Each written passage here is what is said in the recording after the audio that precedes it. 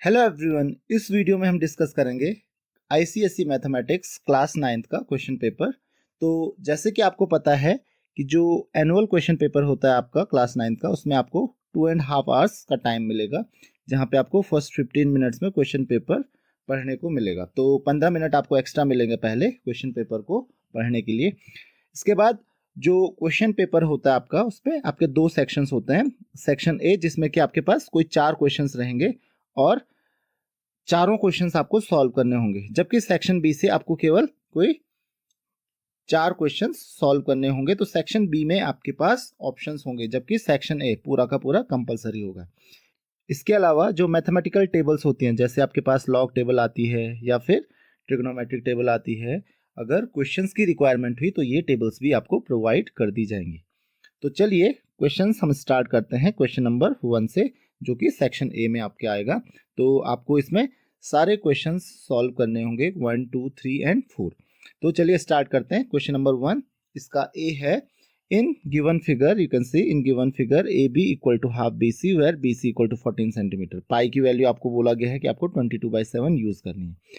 तो आपको पता करना है एरिया ऑफ क्वाड्रिलेटरल AEFD। तो चलिए देखते हैं कि AEFD क्वाड्रिलेटरल आपको कहाँ पे मिल रहा है। तो ये है आपका क्वाड्रिलेटरल AEFD।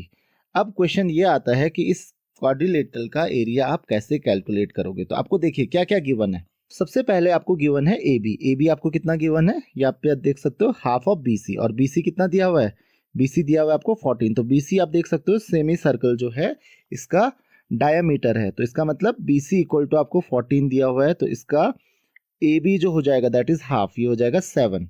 उसके अलावा अगर आप यहाँ पे सेंटर मानते हो तो ये जो डिस्टेंस हो जाएगा दिस इज द रेडियस। तो रेडियस कितना हो जाएगा इसका, ऑब्वियसली 7। तो आई होप कि आपको ये चीज समझ में आ गई होगी।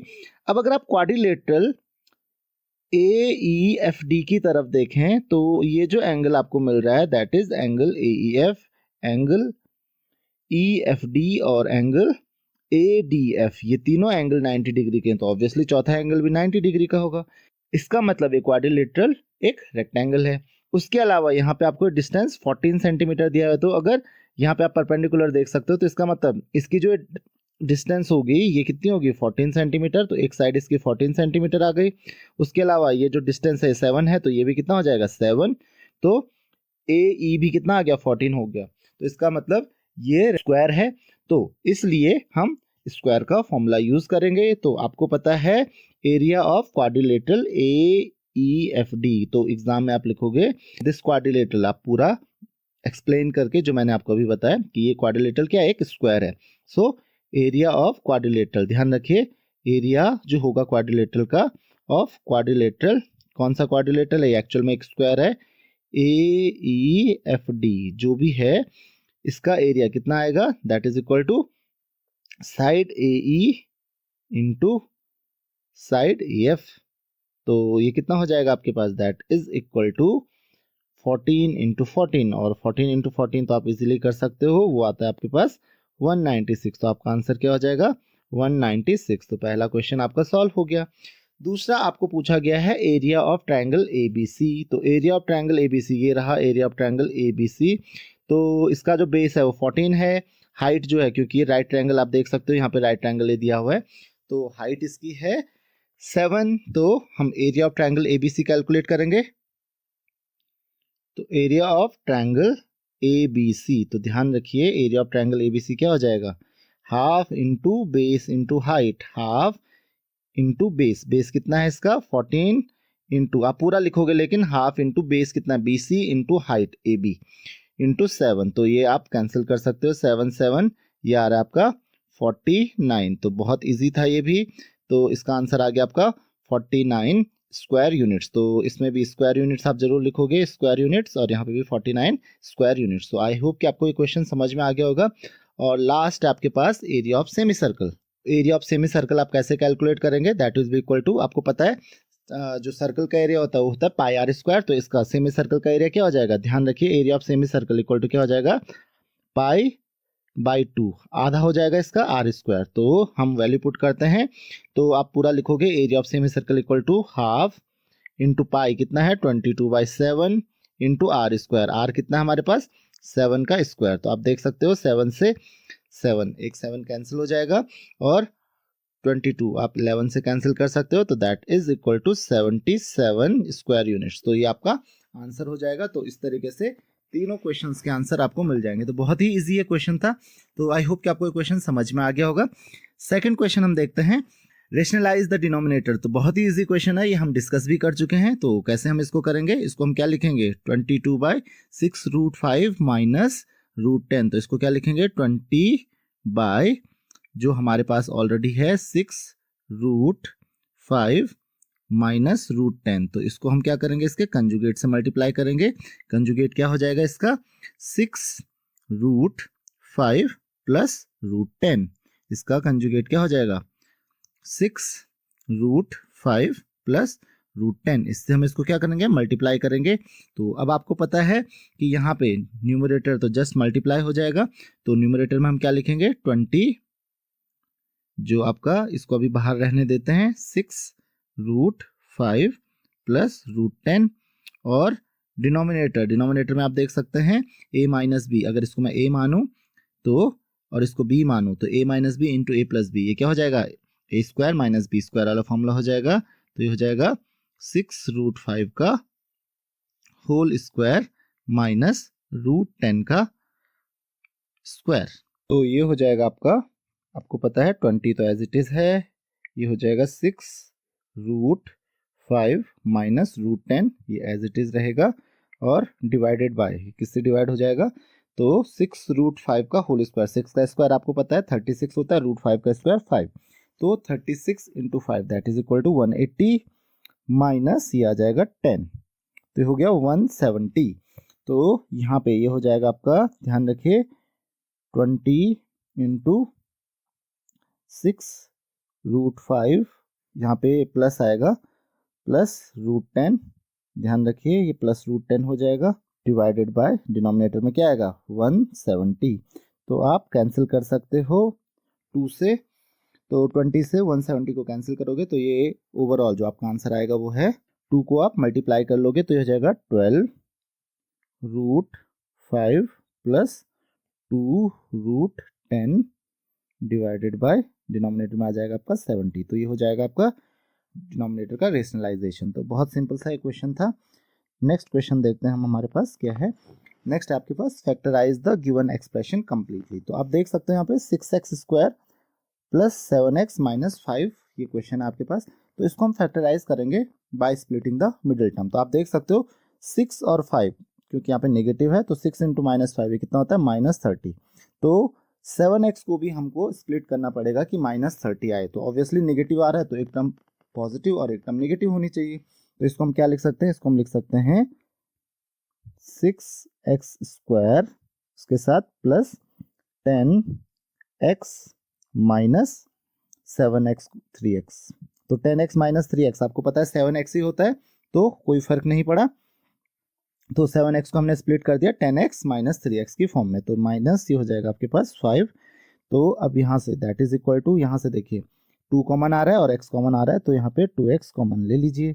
तो बचेगा क्या हमारे पास बचेगा 3x प्लस यहाँ पे बचेगा 5 माइनस 1 कॉमन ले लीजिए, ये हो जाएगा 3x प्लस आपके पास बचेगा अगेन 5। और अब 3x प्लस 5 को कॉमन ले लीजिए, तो आपके पास आ जाएगा 3x प्लस 5 जो कि कॉमन आ रहा है, और साथ में आ गया आपके पास 2x माइनस 1। तो देखिए कितना सिंपल सा एक क्वेश्चन था। तो इस क्वेश्चन से आपको मिल जाएंगे 3 मार्क्स। तो बहुत सिंपल सा एक क्वेश्चन है। क्वेश्चन नंबर 2 पे पढ़ते हैं हम। तो क्वेश्चन नंबर 2 आप देख सकते हो, ए पार्ट है इसका। Mister Ravi borrows 16,000 rupees for 2 years. The rate of interest for the 2 successive years are 10% and 12% respectively. If he repays rupees 5600 at the end of first year, find the amount outstanding at the end of the second year. तो देखिए उसको end of the second year में कितने rupees पे करने। तो काफ़ी interesting सा क्वेश्चन है। तो चलिए देखते हैं कि कैसे इस क्वेश्चन को हमको सॉल्व करना है।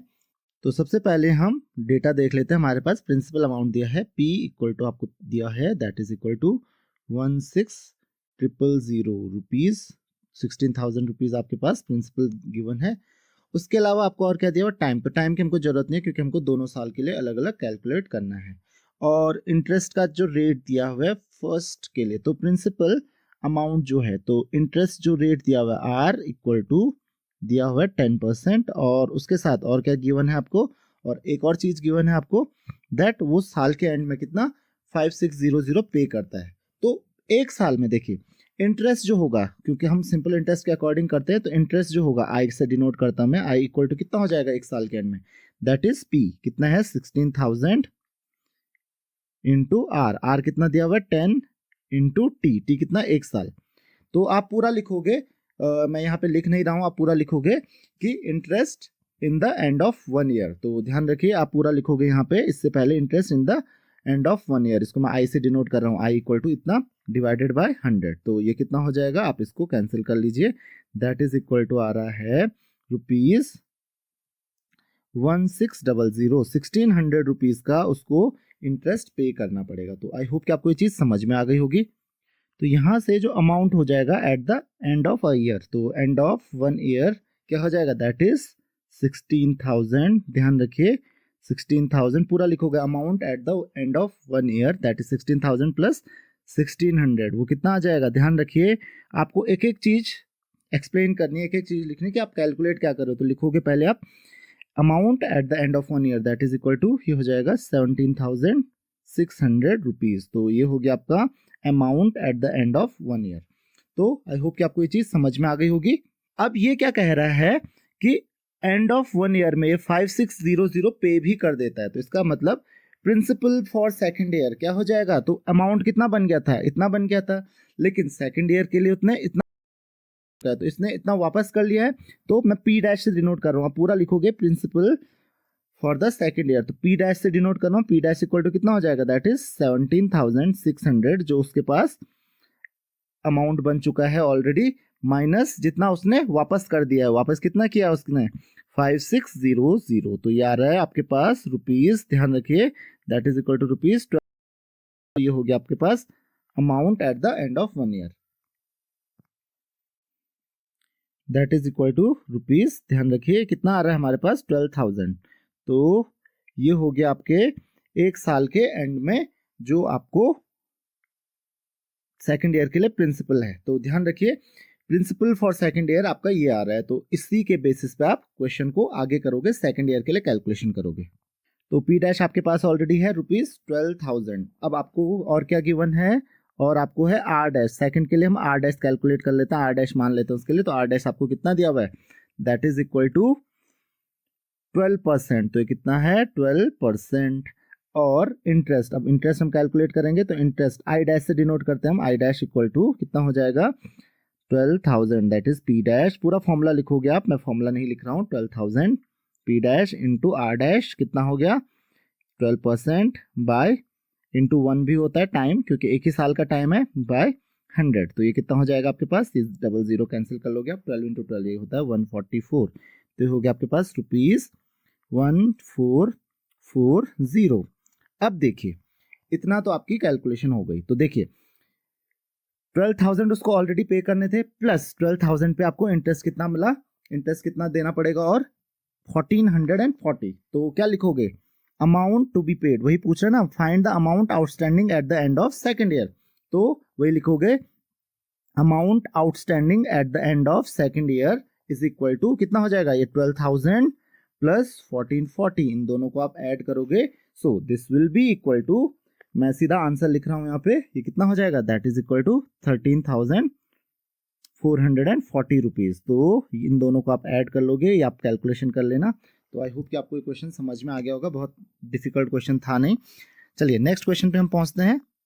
नेक्स्ट क्वेश्चन है आपके पास सिंप्लीफाई, क्या सिंप्लीफाई करना है आपको, 8/27 rest power -1/3 into 25/4 rest power half 4/9 rest power 0 plus 125/64 rest power 1/3।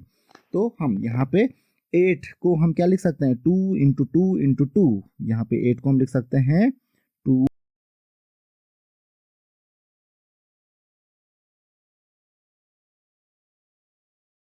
Into 3 whole rest power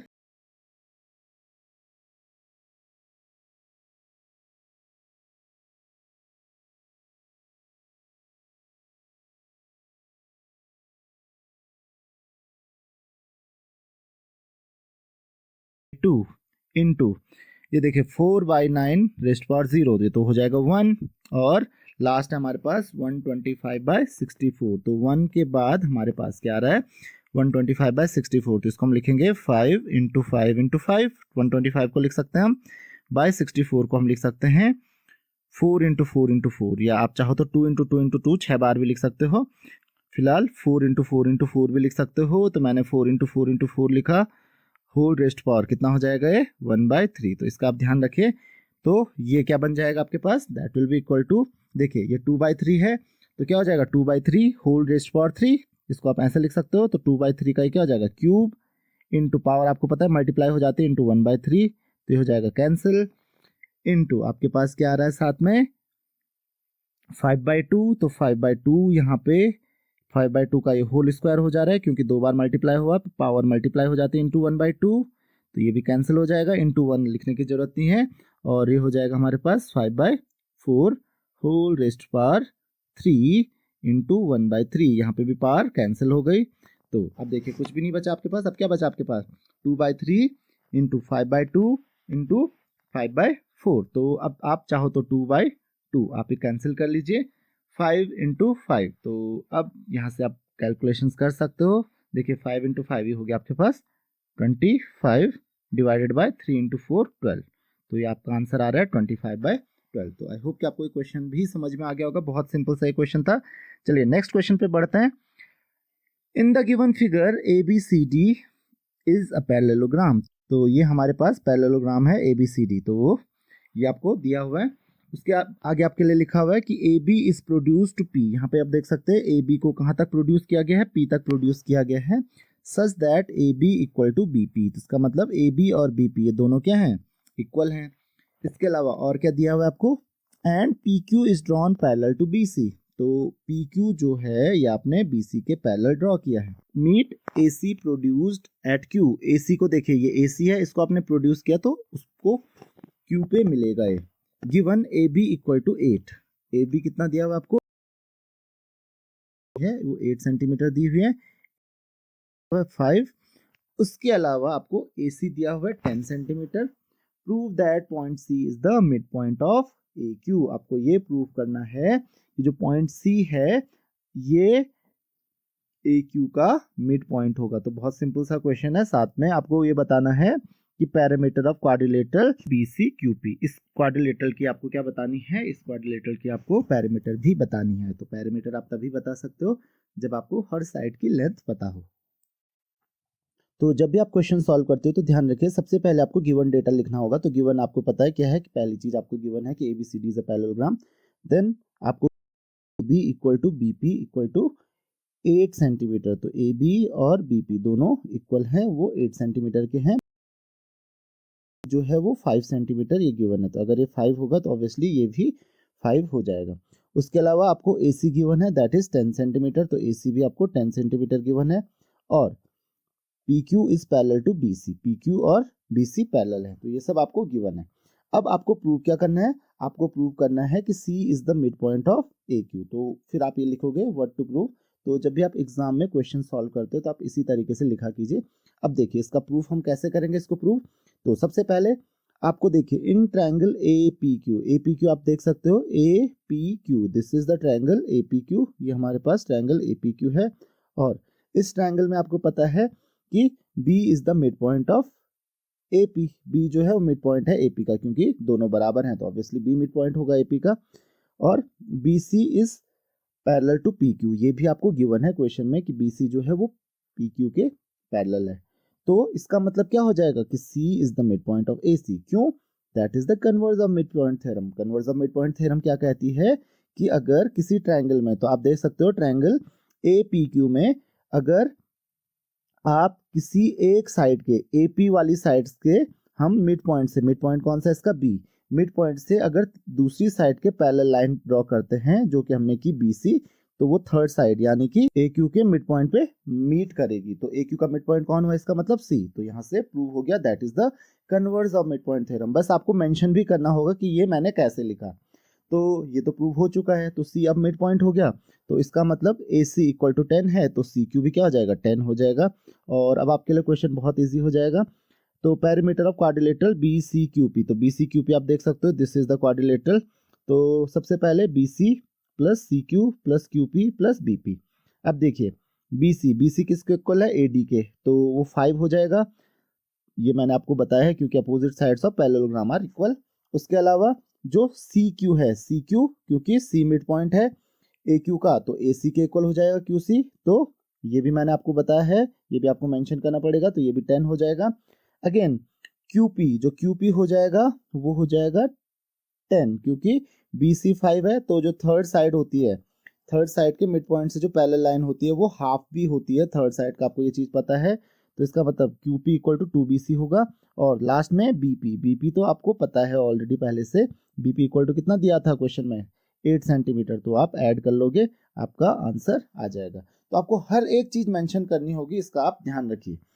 next question आपके पास आता है, solve the following pairs of linear equation using cross multiplication method. तो आपको क्रॉस मल्टीप्लिकेशन मेथड से आपको इनको solve करना है। तो आप कैसे इसको सॉल्व करोगे, तो ध्यान रखिए, बहुत इजी क्रॉस मल्टीप्लिकेशन मेथड होता है। पहले आपको इक्वेशन लिखनी होगी। ये इक्वेशन क्या हो जाएगी आपके पास, 5x माइनस 3y माइनस 2 इक्वल टू 0। इसको आप मान लोगे इक्वेशन 1। और दूसरी इक्वेशन क्या हो जाएगी आपके पास, 4x प्लस 7y प्लस 3 इक्वल टू 0। तो यहाँ पे आपको पता है आप क्या लिखोगे, x के डिनोमिनेटर में आपको पता है b1, यहाँ पे लिखेंगे आप -3, यहाँ पे लिखते हो आप -2, फिर यहाँ पे लिखते हो 7 और यहाँ पे 3। उसी तरीके से y के डिनोमिनेटर में आप क्या लिखते हो, y के डिनोमिनेटर में आप लिखते हो, यहाँ पे लिखोगे आप -2 देन 5 देन 3 एंड देन 4। और 1 के डिनोमिनेटर में आप क्या लिखोगे, 1 के डिनोमिनेटर में लिखोगे आप 5 -3, यहाँ पे लिखोगे 4 और 7। तो इस तरीके से आप क्रॉस मल्टीप्लिकेशन करते हो। और अब इनका आप क्या कर लोगे, क्रॉस मल्टीप्लिकेशन। तो पहले ध्यान रखिए लेफ्ट हैंड साइड से, और देन इसको मल्टीप्लाई कर लेंगे माइनस करके। तो आप मल्टीप्लाई कर लीजिए, तो मैं सॉल्यूशन लिख लेता हूँ। तो आप लिखोगे x डिवाइडेड बाय, x के डिनोमिनेटर में क्या आएगा, दैट इज -3 इंटू 3। तो -3 इंटू 3 मैं सीधा मल्टीप्लाई करके लिख लेता हूँ, that is -9 minus 7 into -2 that is -14। Then that is equal to y divided by, y के डिनोमिनेटर में आएगा -2 into 4 that is -8 minus 3 into 5 वो कितना होता है 15 इक्वल टू 1 के डिनोमिनेटर में क्या आएगा 5 into 7 that is 35 minus 4 into 3, तो 4 इंटू -3 दैट इज -12। तो अब आप इसको सॉल्व कर लीजिए। इसकी जो वैल्यू हो जाएगी यहाँ से, ये होगा x बाई -9, ये है +14, तो -9 + 14 ये आ रहा है आपके पास 5 इक्वल टू y बाई -8 -15 ये आ रहा है 23 और इक्वल टू 1 बाई 47। तो यहाँ से x की जो वैल्यू आएगी आप देख सकते हो, यहाँ पे y के साथ नेगेटिव साइन आ रहा है, तो x की जो वैल्यू आ रही है x इक्वल टू आ रहा है आपके पास 5/47 एंड y इक्वल टू आएगा आपका -23/47। तो आई होप कि आपको क्वेश्चन समझ में आ गया होगा। नेक्स्ट क्वेश्चन है आपके पास, विदाउट यूजिंग टेबल इवेल्युएट। तो ध्यान रखिए यहाँ पे विदाउट यूजिंग टेबल का मतलब ये नहीं है कि आपको जो ट्रिग्नोमेट्रिक वैल्यूज हैं वो यूज नहीं करने। विदाउट यूजिंग टेबल का मतलब यहाँ पे है कि जो ट्रिग्नोमेट्रिक टेबल है जहाँ पे 0 से लेके 90 डिग्री तक सारे एंगल लिखे होते हैं, हर 0.1 2 3 4 हर एंगल आपको लिखा होता है, वो टेबल आपको यूज नहीं करनी है। जो ट्रिग्नोमेट्रिक वैल्यूज आपको पता है वो आप यूज कर सकते हो। तो यहाँ पे हम क्या करेंगे, यहाँ पे हम वैल्यूज पुट करेंगे। तो क्या करेंगे हम, यहाँ पे देखिए 4 10 60 sec 30 आपको ऑलरेडी पता है, देन ये वैल्यूज आपको गिवन है। तो हम क्या करेंगे, यहाँ पे ये वैल्यूज हम लिखेंगे। देन 4 10 60 की वैल्यू आपको ऑलरेडी पता है, 10 60 की वैल्यू होती है √3, तो √3 हमने यहाँ पे पुट कर दी। देन sec 30 की वैल्यू भी हमको पता है, वो होती है 2/√3, तो वो भी हमने यहाँ पे पुट कर दी। देन इसके अलावा sin 31 एज इट इज मैंने लिख दिया।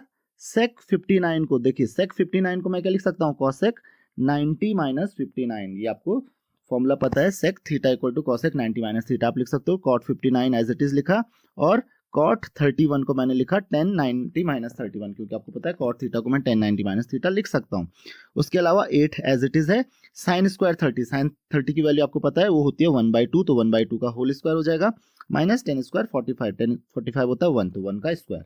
अब वैल्यू पुट कीजिए, ये बन जाएगा आपका √3 से √3 कैंसिल हो जाएगा, तो ये बन जाएगा आपका 4 × 2 that is 8, plus sign 31 into cosec 31, ये हो जाएगा प्लस कॉट 59 इंटू 10 59, और 8 इंटू 1/4 ये हो जाएगा आपका 2, 2 माइनस 1 हो जाएगा आपका 1, और देखिए साइन 31 इंटू कॉसेक 31 ये कितना होता है, ये होता है 1, क्योंकि sine theta into cosec theta ये होता है 1, और cot theta into tan theta ये भी होता है 1, तो 1 + 1 ये 2 हो गया, तो 8 + 2/1 ये हो गया 10, तो ये आपका आंसर हो गया 10। तो आई होप कि क्वेश्चन आपको समझ में आ गया होगा। नेक्स्ट क्वेश्चन आपके पास है, construct a frequency polygon for following frequency distribution using graph sheet. तो हमको ग्राफ शीट यूज करनी है। अब यहाँ पे देखिए आपको दिया हुआ है कि 2 सेंटीमीटर को आपको 10 मार्क्स के इक्वल लेना है, और 2 सेंटीमीटर को 5 स्टूडेंट्स के इक्वल लेना है। तो अगर 2 सेंटीमीटर इक्वल टू मैं 10 मार्क्स ले रहा हूँ, इसका ध्यान रखिए, 2 सेंटीमीटर इक्वल टू 10 मार्क्स ले रहा हूँ, मतलब 10 मार्क्स इक्वल टू, अगर मैं mm की बात करूँ तो 10 मार्क्स इक्वल टू कितना आ रहा है, 20 mm, तो 20 mm इक्वल टू 10 मार्क्स आ रहा है, तो 1 मार्क इक्वल टू क्या हो जाएगा 2 mm। ध्यान रखिए 1 मार्क एक नंबर के लिए 2 mm आपको बढ़ना पड़ेगा, जो छोटी वाली लाइंस होती हैं। और यहाँ पे देखिए 2 सेंटीमीटर यानी 20 mm किसके इक्वल लेना है, 5 स्टूडेंट्स के इक्वल। तो एक स्टूडेंट के इक्वल क्या आ जाएगा, एक स्टूडेंट के लिए आपको क्या लेना पड़ेगा, एक 1 स्टूडेंट इक्वल टू क्या हो जाएगा 20/5 दैट इज 4 mm। तो इसका ध्यान रखना है आपको कि एक स्टूडेंट के लिए आपको 4 mm लेने हैं। अब आपको फ्रीक्वेंसी पॉलीगन बनाना है, तो आपको पता है मार्क्स, यहाँ पे आप चाहो तो देखिए मैंने यहाँ पे नंबर ऑफ स्टूडेंट्स ड्रॉ किया है, और एक्स एक्सिस में मैंने मार्क्स ड्रॉ किए हैं, तो ये एक्स एक्सिस हो गई आपकी, ये यहाँ पे आपकी वाई एक्सिस हो गई, और ये 0 से हम शुरू करेंगे। तो आप चाहो तो सीधा 40 से शुरू कर सकते हो, ऐसे जिगजैग लाइन करके। मैंने 40 से शुरू नहीं किया, मैंने सारी लाइन्स ड्रॉ कर दी। तो इसी तरीके से देख सकते हो आप, तो 40 to 50 के बीच में आएगा, 45 के लिए 7, फिर देन 18 आपके लिए लिखा था, देन आप पिछले उसमें देखिए, देन कितना दिया हुआ था आपको 26, तो ये रहा आपका 26। उसके अलावा आपको क्या बताया गया है, क्या मेंशन करना था 37, तो ये रहा आपका 37, और उसके बाद आपको मेंशन करना था 6, तो ये रहा आपका 6, और आप अब क्या करोगे, इनको ज्वाइन कर दोगे, तो इस तरीके से आपका बन जाएगा फ्रीक्वेंसी पॉलीगन। तो आई होप कि आपको समझ में आ गया होगा, ये हमारा हो गया फ्रीक्वेंसी पॉलीगन। नेक्स्ट क्वेश्चन है आपके पास, इफ x⁴ y²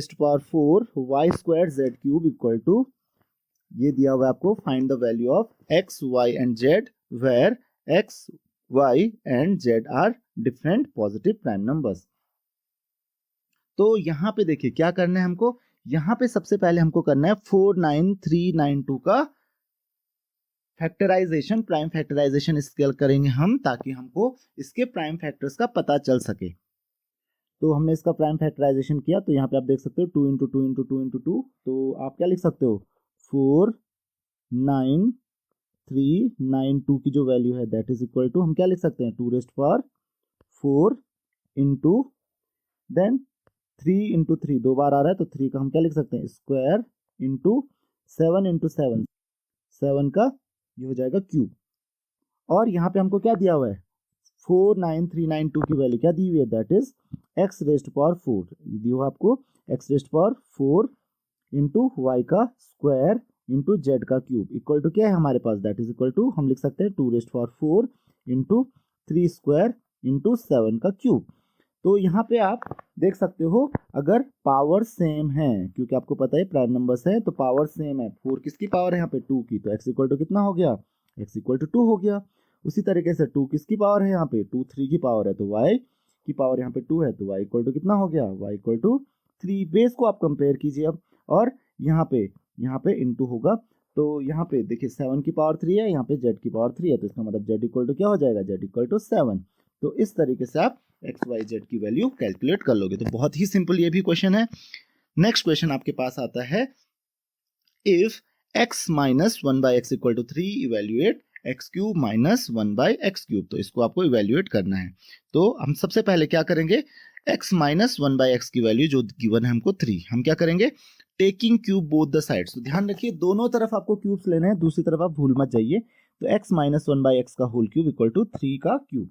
तो ये हो जाएगा x minus one by x का होल क्यूब, आपको ऑलरेडी पता है फॉर्मूला क्या होता है, A cube, A minus B का होल क्यूब क्या होता है, A cube minus B cube minus 3a² minus 3ab²। तो माइनस जो 3a² प्लस 3ab² जो होता है, उसमें अगर आप 3ab कॉमन ले लो, जैसे कि मैंने लिया 3ab कॉमन ले लो, तो अंदर भी बचेगा a माइनस बी। तो इसका ध्यान रखना कि आप इसको इस तरीके से लिख सकते हो, a cube minus B cube minus 3ab into a minus B, जो कि मैंने यहाँ पे लिखा है क्योंकि मुझे a माइनस बी की वैल्यू पता है, x minus one by x की वैल्यू पता है मुझे यहाँ पे। तो जस्ट आप x और वन बाई एक्स को कैंसिल कर लोगे, तो यहाँ पे क्या बचेगा, x cube minus one by x cube minus 3 into x minus one by x की वैल्यू आपको ऑलरेडी पता है, दैट इज 3। तो ये 3 वैल्यू मैंने यहाँ पे पुट कर दी, इक्वल टू 3 का क्यूब जो है 27।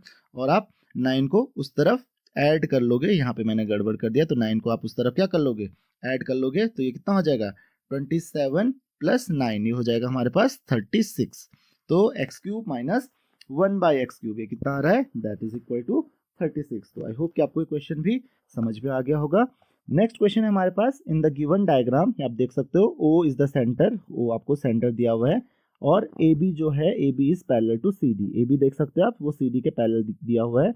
AB इक्वल टू 24 सेंटीमीटर, ये भी आपको गिवन है, and distance between the chords AB and CD is 17 centimetre. तो कॉर्ड्स के बीच का डिस्टेंस भी आपको दिया हुआ है। तो अब क्या है आपके पास, if the radius of the circle is 13 centimetre, radius भी आपको गिवन है, आपको कॉर्ड CD की लेंथ फाइंड करनी है। तो चलिए देखते हैं कैसे हम इसको करते हैं। तो सबसे पहले इस क्वेश्चन में हम वही लिखेंगे कि गिवन आपको क्या क्या गिवन है, आपको AB is parallel to CD, AB equal to 24, तो AB आपको 24 गिवन है ऑलरेडी। देन उसके अलावा आपको क्या गिवन है, MN, क्योंकि MN क्या है, distance between AB and CD, तो ये भी आपको गिवन था, दैट इज 17, ये आपको 17 दे रखा था। उसके अलावा आपको क्या पता करना है, आपको रेडियस भी गिवन है 13, और आपको लेंथ ऑफ कॉर्ड CD, ये लेंथ कॉर्ड की फाइंड करनी है। तो सॉल्यूशन कैसे करेंगे हम इसका, देखिए सॉल्यूशन सबसे पहले हम AM पता करेंगे। AM कैसे पता करेंगे, that is half of AB। AB का हाफ क्यों हो जाता है, क्योंकि आपको पता है, थ्योरम आपने पढ़ी है कि अगर आप सेंटर से परपेंडिकुलर ड्रॉ करते हो तो कॉर्ड को बाइसेक्ट करता है, दो इक्वल पार्ट में डिवाइड करता है। तो AM कितना हो जाएगा, 12 सेंटीमीटर आ गया यहाँ पे। और अब हम क्या लेंगे, जो ट्रायंगल लेंगे, triangle AOM, in triangle AOM आपको पता है AO इक्वल टू 13 सेंटीमीटर है क्योंकि वो रेडियस है। तो इन ट्रायंगल AOM आप देख सकते हो, ये हो गया राइट ट्रायंगल। तो राइट ट्रायंगल में आपको पता है आप पाइथागोरस थ्योरम यूज करेंगे, तो AM² plus OM² equal to आप लिखोगे OA²। AM की वैल्यू आपने अभी फाइंड की, दैट इज 12 प्लस OM² 13², 13 क्यों, AO की वैल्यू 13 है, तो यहाँ से OM² इक्वल टू हो जाता है 25। तो OM की वैल्यू आ गई यहाँ से 5, तो OM आपको मिल गया 5। टोटल आपके पास 17 था, तो यहाँ से ON भी आप पता कर लोगे, MN minus OM, that is 17 minus 5, ये हो गया 12। अब इन ट्रायंगल CON, आपको ये ट्रायंगल CON दिख रहा होगा, ये रहा ट्रायंगल CON। तो इस ट्रायंगल में हम क्या करेंगे, इस ट्रायंगल में हम लिखेंगे CN² plus ON² equal to CO², that is Pythagoras theorem. ध्यान रखना, पाइथागोरस थ्योरम यही कहती है। तो CN देख सकते हो आप, प्लस ON², तो ON की वैल्यू मैंने अभी फाइंड की, दैट इज 12 का स्क्वायर इक्वल टू 13 का स्क्वायर। यहाँ से CN की वैल्यू भी मुझे मिल गई 5। और अब CD की वैल्यू, CD क्या हो जाएगा, CD equal to twice of CN। Twice of CN क्यों होगा, यूज करेंगे क्योंकि जो CN है वो हाफ होगा इसका, क्योंकि ON क्या होगा, CD का परपेंडिकुलर बाइसेक्टर होगा। तो आई होप कि आपको ये क्वेश्चन समझ में आ गया होगा। तो यही मुझे फाइंड करना था कि CD की लेंथ क्या है। चलिए नेक्स्ट क्वेश्चन देखते हैं। अब हम आ जाते हैं सेक्शन बी पे। तो सेक्शन बी में आपके पास 7 क्वेश्चंस होंगे और इन 7 में से आपको कोई 4 क्वेश्चंस सॉल्व करने हैं। तो सबसे पहले आपके पास आता है question number 5, find the coordinates of the point on y axis which are at distance of 5√2 units from the point 5, 8। अब ध्यान रखिए, इसका पॉइंट कहाँ गिवन है, y एक्सिस पे, एक पॉइंट y एक्सिस पे। तो पॉइंट्स लिखा हुआ है, इसका मतलब एक से ज्यादा पॉइंट्स हो सकते हैं जिनकी डिस्टेंस इस पॉइंट से, मतलब 5,8 पॉइंट से 5√2 यूनिट्स की हो। तो देखिए, क्योंकि वो पॉइंट y एक्सिस पे है तो उसका x कोऑर्डिनेट क्या हो जाएगा, 0, और उसका y कोऑर्डिनेट मेरे पास नहीं है, तो उसका y कोऑर्डिनेट मैं मान लेता हूं क्या है, y ही है। लेकिन x कोऑर्डिनेट मुझे पता है, तो इसका ध्यान रखिए कि अगर जो पॉइंट है वो x एक्सिस पे है तो उसका y कोऑर्डिनेट 0 होगा, और अगर वो y एक्सिस पे है तो उसका x कोऑर्डिनेट 0 होगा। तो हम क्या लिखेंगे, let the coordinates of the point भी 0, y। तो कोऑर्डिनेट्स पॉइंट के क्या हो गए 0, y हो गए, और दूसरा जो पॉइंट है 5, 8, इससे इसकी डिस्टेंस कितनी है 5√2। तो इसको अगर मैं पॉइंट ए मान लूं, इसको मैं पॉइंट बी मान लूं, तो क्या करेंगे हम, ए बी इक्वल टू क्या हो जाएगा 5√2। तो डिस्टेंस फॉर्मूला हम यूज करेंगे, ए बी का जो फॉर्मूला होगा दैट इज इक्वल टू, देखिए 0 - 5 + y - 8 का स्क्वायर। तो ये फॉर्मूला डिस्टेंस फॉर्मूला है, और अब स्क्वायर करेंगे दोनों साइड्स, तो 25 हो जाएगा -5 का स्क्वायर, और y - 8 का होल स्क्वायर इक्वल टू 5√2 का होल स्क्वायर। अब क्या करेंगे, y - 8 के होल स्क्वायर को ओपन करेंगे तो क्या हो जाएगा 25 + y² - 16y + 64 a - b का होल स्क्वायर इक्वल टू 5√2 का होल स्क्वायर। तो 5 का स्क्वायर होता है 25, √2 का स्क्वायर होता है 2, तो 25 × 2 ये हो जाएगा 50।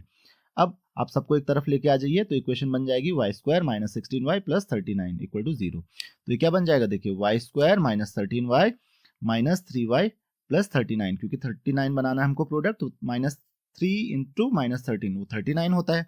तो अब आप यहाँ से y को कॉमन ले लीजिए, बनेगा y - 13, यहाँ से आप 3 को कॉमन ले लीजिए तो ये बनेगा, क्योंकि -3 कॉमन लिया आपने तो ये y - 13, y - 13 आपने कॉमन लिया और y - 3 आपके पास बचेगा। तो आपको पता है या तो y - 3 इक्वल टू अगर 0 हुआ, क्योंकि जब दो नंबर्स का प्रोडक्ट 0 होता है तो या तो दोनों 0 होते हैं या तो एक 0 होता है, या फिर y - 13 इक्वल टू 0 होगा। तो अगर y - 13 इक्वल टू 0 हुआ तो y की वैल्यू आएगी 13, और y - 3 इक्वल टू 0 हुआ तो y की वैल्यू आएगी 3। तो इसका मतलब उसके जो कोऑर्डिनेट्स होंगे, क्योंकि x कोऑर्डिनेट तो उसको 0 ही होगा, y कोऑर्डिनेट या तो 13 होगा या फिर 3 होगा। तो जो पॉइंट्स आपको मिलेंगे, दो पॉइंट्स मिलेंगे, एक 0, 13 ये आप देख सकते हो यहाँ पे, और दूसरा 0, 3। तो ये दो पॉइंट्स आपको मिलेंगे। तो आई होप कि ये क्वेश्चन भी आपको समझ में आ गया होगा। चलिए नेक्स्ट क्वेश्चन देखते हैं। In the given figure BC is parallel to DE। ये फिगर आप देख सकते हो, यहाँ पे देखिए BC ये दिया हुआ है आपको इज पैरेलल टू DE। तो सबसे पहले आप लिखोगे गिवन, गिवन क्या है यहाँ पे आपको, गिवन ध्यान रखिए, गिवन है आपको केवल इतना है कि BC is parallel to DE। इसके अलावा सब कुछ आपको करना है। तो आप क्या करोगे, area of triangle ABE is equal to area of triangle ACD। तो क्या करेंगे हम यहाँ पे, देखिए एरिया ऑफ ट्राइंगल ABE आप देख सकते हो यहाँ पे, ABE कौन सा ट्राइंगल है, ये वाला ट्राइंगल है आपके पास। तो ये देखिए ABE ट्राइंगल ये है, तो हम क्या करेंगे यहाँ पे एरिया ऑफ ट्राइंगल ABE लिखते हैं पहले। तो एरिया ऑफ, ध्यान रखिए ट्राइंगल ABE का जो एरिया है ABE, इसको हम दो पार्ट्स में डिवाइड कर देते हैं। दो पार्ट्स में किस किस में, इक्वल टू ये हो जाएगा, देखिए एरिया ऑफ ट्राइंगल ABC आपको दिख रहा होगा, area of triangle ABC plus दूसरा जो ट्राइंगल है, दूसरा ट्राइंगल कौन सा आपके पास BCE, तो एरिया ऑफ ट्राइंगल BC, इन दोनों के एरिया का सम हो जाएगा ट्राइंगल BCE। तो ये तो हो गया आपके एरिया ऑफ ट्राइंगल ABE। बिल्कुल ऐसे ही अब हम क्या करेंगे, एरिया ऑफ ट्राइंगल ACD निकालेंगे। तो ध्यान रखिए एरिया ऑफ ट्राइंगल ACD आपको दिख रहा है कौन सा ट्राइंगल है, ये वाला ट्राइंगल है ACD। तो इसमें भी देखो, इसको भी हम क्या लिख सकते हैं, that is equal to triangle ACD का जो एरिया है उसको हम क्या लिख सकते हैं, that is equal to area of triangle, दो ट्राइंगल्स में देखिए इसमें भी ABC आ रहा है, ABC, इसको चलिए हम इक्वेशन 1 मान लेते हैं, ABC plus area of triangle, कौन सा ट्राइंगल है दूसरा, एरिया ऑफ ट्राइंगल दूसरा कौन सा आ रहा है इसमें, BCD। ध्यान रखिए BCD, इसको हम दो पार्ट्स में, इसको भी हमने डिवाइड कर लिया, इसको हम इक्वेशन 2 मान लेते हैं, और ये हमारी फर्स्ट इक्वेशन हो गई। ध्यान रखिए 1 और 2 दो इक्वेशन हो गई। और अब लास्ट में हम क्या करते हैं, देखिए अब हम करेंगे एरिया ऑफ ट्राइंगल BCE। जो ट्राइंगल BCE है आप देख सकते हो यहाँ पे, ये ट्राइंगल BCE है, ट्राइंगल BCE मैं यहाँ पे बहुत ज्यादा नहीं लिख रहा हूँ, इक्वल टू क्या हो जाएगा एरिया ऑफ ट्राइंगल BDC। अब आप एग्जाम में कंप्लीटली लिखोगे कि ये कैसे हुआ, देखिए मैं समझा देता हूँ आपको। BCE ट्राइंगल है ये वाला, और BCD ट्राइंगल है ये वाला। इन दोनों का एरिया सेम क्यों होगा, क्योंकि देखिए इनका बेस जो है BC वो सेम है और सेम पैरेलल लाइंस के बीच में है। तो आपने थ्योरम पढ़ी होगी, because these triangles are having same base and are between same parallels। तो ये हो गया फ्रॉम 3। तो यहाँ पे देखिए B और BC दोनों का एरिया क्या है, सेम है। तो इसका मतलब क्या हो जाएगा, यहाँ से आप लिख सकते हो from 1 to 3 area of triangle ABE is equal to area of triangle ACD। तो आई होप कि आपको ये समझ में आ गया होगा। नेक्स्ट क्वेश्चन हम देखते हैं। नेक्स्ट क्वेश्चन हमारे पास, a sum of 12,500 is deposited for 1.5 year. तो यहाँ पे 1.5 ईयर के लिए rupees at the end of first half year, find the rate of interest. तो आपको रेट ऑफ इंटरेस्ट पता करना है। तो यहाँ पे देखिए कंप्लीटली समझिए क्वेश्चन को। फर्स्ट हाफ ईयर मतलब केवल 6 महीने में ये 13,000 रुपीज हो जाता है। तो यहाँ पे देखिए पी आपको कितना दिया हुआ है, प्रिंसिपल है आपके पास रुपीज 12,500, 12500, ये तो आपको पी दिया हुआ है। देन इसके अलावा क्या गिवन है, आपको रेट ऑफ इंटरेस्ट आपको पता करना है। सबसे पहले आपको रेट ऑफ इंटरेस्ट पता करना है। आपको अमाउंट दिया है फॉर हाफ ईयर, तो ए इक्वल टू क्या हो जाएगा, अमाउंट दिया आपके पास 13,000 रुपीज। तो ये फर्स्ट हाफ ईयर के लिए। तो यहाँ पे आप फॉर्मूला कौन सा यूज करोगे, यहाँ पे आप फॉर्मूला यूज करोगे ए इक्वल टू, ध्यान रखिए, P into 1 plus R by, देखिए क्योंकि यहाँ पे देखिए कंपाउंडेड हाफ ईयरली है, मैंने आपको क्वेश्चंस में बताया था कंपाउंडेड हाफ ईयरली, तो डिवाइडेड बाय क्या हो जाएगा 2 इंटू 100, और पावर में क्या आ जाएगा n इंटू 2, तो यहाँ पे 2n आ जाएगा। तो क्या हो जाएगा, 2 से मल्टीप्लाई हम इसको कर लेंगे। फर्स्ट हाफ ईयर के बाद जो अमाउंट जो होगा that is 13,000 equal to 12500, same 1 into R by 2 into 100 मैंने बोला था, और ऊपर क्या आ जाएगा 2n, n क्या है हमारे पास हाफ है, तो 2 इंटू 1/2, 2 इंटू 1/2 ये कैंसिल करके 1 हो जाएगा, और ये r बाई 200 हो जाएगा।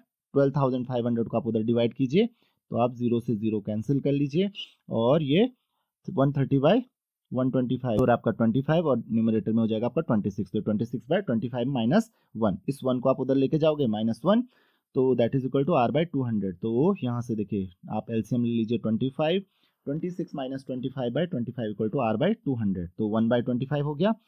तो 200 को आप उधर मल्टीप्लाई कर लीजिए, 200/25 इक्वल टू हो जाएगा r, तो r आ रहा है यहाँ से 8%, तो रेट आपको मिल गया 8%। अब देखते हैं नेक्स्ट क्वेश्चन आपका क्या है। तो फर्स्ट पार्ट तो आप कर चुके हो, rate of interest. Final amount आपको पता करना है टू नियरेस्ट रुपी। तो फाइनल अमाउंट कैसे हम कैलकुलेट करेंगे, तो देखिए आपको सब पता है, रेट आपको पता है 8% है, जो इनिशियल प्रिंसिपल है वो भी आपको ऑलरेडी पता है। तो अब हम क्या करेंगे, अब हम वैल्यू पता करेंगे कि अमाउंट कितना होगा। तो हम डायरेक्ट फॉर्मूला यूज करेंगे अमाउंट का। P जो फॉर्मूला था, P इक्वल टू कितना था 12500, 1 plus R by 2 into 100 and 2 into 3/2, क्योंकि ये 1.5 ईयर है, तो 1.5 कितना होता है 3/2, तो यहाँ पे आप 2 से 2 कैंसिल कर सकते हो। तो आपको क्या मिल रहा है यहाँ से 12500 इंटू 1 प्लस, रेट की वैल्यू आपको पता थी, अभी कैलकुलेट की हमने 8/200, तो 8/200 होता है आपका 1/25, तो ये हो जाएगा आपका 1/25 हो जाएगा आपका 26/25, और होल रेस्ट पावर 3। तो आप इसको सॉल्व करके देख लीजिए, आपका आंसर आया ₹14060.8। तो आप इसको लिख सकते हो दैट इज इक्वल टू ₹14061, क्योंकि आपको रुपीज में लिखना है, नियरेस्ट रुपीज में लिखना है, तो आप राउंड ऑफ करके ये आपका आंसर आ जाएगा। तो आई होप कि आपको ये समझ में आ गया होगा। चलिए नेक्स्ट क्वेश्चन देखते हैं। तो नेक्स्ट क्वेश्चन क्या कहता है, in a parallelogram AB is a point on the side AB and Q is a point on side BC. Prove that area of triangle CPD is equal to area of triangle AQD. तो अब इसको हम कैसे prove करेंगे, तो चलिए देखते हैं कैसे हम इसको प्रूव कर सकते हैं। तो सबसे पहले गिवन डेटा हम यहाँ पे लिखेंगे। गिवन क्या है आपके पास कि ABCD एक पैरेललोग्राम है। तो देखिए हमको सिर्फ ये गिवन है, तो देखिए ABCD हमको देखो सब कुछ खुद से ड्रॉ करना पड़ेगा, आपको यहाँ पे डायग्राम नहीं दिया हुआ है। तो ABCD इज अ पैरेललोग्राम मैंने ड्रॉ किया, इसका मतलब क्या हो गया, AB is parallel to CD and AD is parallel to BC, तो ये तो आपको ऑलरेडी पता है। अब हमको प्रूव क्या करना है, एरिया ऑफ ट्रायंगल CPD आप देख सकते हो, आपको हर चीज खुद से ड्रॉ करनी है। तो ये रहा आपके पास ट्रायंगल CPD, ये रहा ट्रायंगल CPD। देखिए बहुत ही इजी क्वेश्चन है, equal to area of triangle AQD, तो ये है आपका AQD ट्रायंगल। तो देखिए area of triangle CPD that is equal to half of area of parallelogram ABCD। अच्छा ये क्यों होगा, क्योंकि आपको पता है the area of triangle is half of the area of parallelogram if they are having same base and are between same parallels. तो देखो ये सेम पैरेलल लाइंस के बीच में, AB और CD के बीच में, और बेस इनका DC है, तो इसका मतलब एरिया ऑफ ट्रायंगल CPD क्या हो जाएगा, हाफ हो जाएगा। उसी तरीके से area of triangle AQD equal to क्या हो जाएगा, half of area of parallelogram ABCD। यहाँ पे भी सेम यही, तो देखिए आपको मैंने बताया area of triangle is half the area of parallelogram if the both having same base and are between same parallels. तो देखिए ए डी क्यू ये भी सेम पैरेलल के बीच में, देखिए ए डी और बी सी के बीच में, और ए डी इनका सेम बेस है। इस ट्रायंगल का एरिया भी क्या हो जाएगा, half of area of parallelogram ABCD. और आपकी प्रॉब्लम यहीं पे खत्म। 1 और 2 को आप देखिए, दोनों का एरिया क्या है, हाफ ऑफ द पैरेललोग्राम। तो इसका मतलब क्या हो गया, फ्रॉम 1 एंड 2 आप लिख सकते हो, from 1 and 2 area of triangle AQD is equal to area of triangle CPD, hence proved. ये आप प्रूव कर चुके हो इसको। नेक्स्ट देखते हैं हम, नेक्स्ट क्वेश्चन आपके पास फैक्टराइज आपको करना है 4a² minus 9b² minus 16c² plus 24bc। तो इसको आप कैसे करोगे, चलिए देखते हैं। तो देखिए यहाँ पे हमारे पास ये क्वेश्चन गिवन है आपको, और ये देख सकते हो आप, ये BC वाली टर्म है, इसका मतलब BC में से ही कुछ कॉमन आएगा। तो यहाँ पे आप काम करते हैं, पहले सबको होल स्क्वायर की टर्म्स में लिखते हैं। तो इसको हम लिख सकते हैं 2a का होल स्क्वायर, इसको हम लिख सकते हैं 9b² को 3b का होल स्क्वायर, 16c² को हम लिख सकते हैं 4c का होल स्क्वायर, और इसको हम लिख सकते हैं 2 इंटू 3b इंटू 4c, किसको, 24bc को। अब मैंने क्या किया, यहाँ से माइनस साइन कॉमन ले लिया, क्योंकि b और c की जो टर्म्स है उनको मैंने अलग कर लिया। तो माइनस साइन कॉमन ले लिया, तो ये और ये प्लस हो जाएंगे और ये माइनस हो जाएगा। तो यहाँ पे बन रहा है हमारे पास 3b माइनस 4c का होल स्क्वायर। ये इसको आप बना सकते हो, देखिए a² plus b² plus 2ab। तो a माइनस b वाला फॉर्मूला बन रहा है a माइनस बी का होल स्क्वायर। तो यहाँ पे देखिए 2a² minus 3b minus 4c का होल स्क्वायर। तो इसको आप x समझ के कीजिए, और इसको आप अगर y समझ के कीजिए, तो x² माइनस y² वाला फॉर्मूला बन रहा है। और वो क्या होता है, x plus y into x minus y. X की जगह पे है 2a और y की जगह पे है 3b माइनस 4c। तो 2a plus 3b minus 4c into 2a minus 3b minus 4c। अब ब्रैकेट हटाओगे तो ये जाएगा 2a plus 3b minus 4c, यहाँ पे बाहर माइनस है तो अंदर साइन चेंज हो जाएंगे, 2a minus 3b plus 4c। तो ये आपका सॉल्यूशन हो जाएगा। नेक्स्ट क्वेश्चन है आपके पास, in given diagram ABCD is a parallelogram, triangle APD and BQC are equilateral. तो ये जो दो ट्रायंगल दिख रहे हैं आपको, ये दोनों ट्रायंगल कैसे हैं, ये दोनों ट्रायंगल इक्विलेटरल है। इसका मतलब उनकी सारी साइड्स क्या होंगी, इक्वल होंगी। प्रूव दैट, आपको प्रूव क्या करना है, angle PAB equal to angle QCD। ये रहा आपका एंगल PAB और ये रहा आपका एंगल QCD, इन दोनों एंगल्स को इक्वल प्रूव करना है। और दूसरा आपको प्रूव करना है PB और QD इक्वल होंगे। PB ये रहा आपके पास और QD आपके पास ये रहा। तो चलिए प्रूव करके देखते हैं कि कैसे हम ये प्रूव करेंगे। तो ध्यान रखिए, सबसे पहले आपको वही गिवन डेटा लिखना होगा कि ABCD क्या एक पैरेललोग्राम है और triangle APD and BQC are equilateral. तो ये आपको बताना होगा, और जो प्रूव करना है वो भी आपको मेंशन करना पड़ेगा। उसके बाद प्रूफ कैसे करेंगे, तो देखिए एंगल PAB जो है हमारे पास, क्योंकि हमको PAB equal to QCD prove करना है, तो PAB जो एंगल है, ये देख सकते हो आप, PAB एंगल हमारे पास ये रहा। तो PAB को हम इन दोनों का सम लिख सकते हैं, इसका that is angle DAB plus इसका सम, दूसरा कौन सा है, दैट इज PAD। इन दोनों का सम लिख सकते हैं। तो angle PAB equal to 60 degree. ये 60 डिग्री क्यों हो जाएगा, क्योंकि ये इक्विलेटरल ट्रायंगल है। तो आप मेंशन कर लेना, because triangle APD is equilateral, वो आपको गिवन है। देन उसी तरीके से हम एंगल QCD, ये रहा आपके पास एंगल QCD। तो एंगल QCD इक्वल टू क्या लिखेंगे, इन दोनों का सम, दैट इज एंगल QCB ये रहा हमारे पास, प्लस एंगल BCD एंगल ये रहा। तो इन दोनों का ऑब्वियसली सम हो जाएगा। तो QCB भी 60 डिग्री होगा, क्योंकि QCB जो ट्रायंगल है वो क्या इक्विलेटरल ट्रायंगल है, प्लस एंगल BCD। तो अब एंगल DAB, जो एंगल आप देख सकते हो DAB equal to angle BCD है। अब आप सोचेंगे क्यों है, क्योंकि DAB एंगल ये वाला है और BCD एंगल ये वाला है। दोनों क्या होते हैं, इक्वल होंगे, क्योंकि these are opposite angles of parallelogram. तो अपोजिट एंगल्स जो होते हैं पैरेललोग्राम के इक्वल होते हैं। तो देखिए ये एंगल और जो ये एंगल है दोनों इक्वल हैं। तो इसका मतलब 1 2 एंड 3, तो BCD और DAB दोनों इक्वल हो गए। तो इसका मतलब एंगल PAB इक्वल टू क्या हो जाएगा, QCD हो जाएगा। तो फर्स्ट थिंग, तो ये तो आप प्रूव कर चुके हो फ्रॉम 1 2 एंड 3। देन दूसरी चीज आपको जो प्रूव करनी, that is PB equal to QD। तो ये भी बहुत आसान है। तो आप ट्रायंगल ले लीजिए, triangle PAB and triangle QCD। तो PAB ट्रायंगल आपके पास ये रहा, this is your triangle PAB, and दूसरा आपके पास ट्रायंगल QCD। इन दोनों ट्रायंगल को आप देख लीजिए। तो AB इक्वल टू CD, ये तो आपको ऑलरेडी पता है, अपोजिट साइड्स पैरेललोग्राम की इक्वल होती हैं। Angle PAB equal to angle QCD, ये भी इक्वल होंगे। क्यों होंगे, ये अभी हमने प्रूव किया है। Then PA equal to AD होगा, ये तो आपको ऑलरेडी पता है। जो PA साइड PA है, PA जो है वो किसके इक्वल होगा, AD के इक्वल होगा। अब आप सोच कि ये क्यों हुआ, क्योंकि ये PAD इक्विलेटरल ट्रायंगल है, तो PA और AD तो इक्वल होंगे ही। उसके अलावा QC इक्वल टू BC होगा, QC और BC, ये रहा हमारे पास QC और ये रहा हमारे पास BC, ये भी क्या होंगे, इक्वल होंगे। अब ये इक्वल क्यों होंगे, ये भी इसीलिए होंगे क्योंकि साइड्स ऑफ इक्विलेटरल ट्रायंगल है। और AD इक्वल टू BC होगा, AD BC के इक्वल होगा।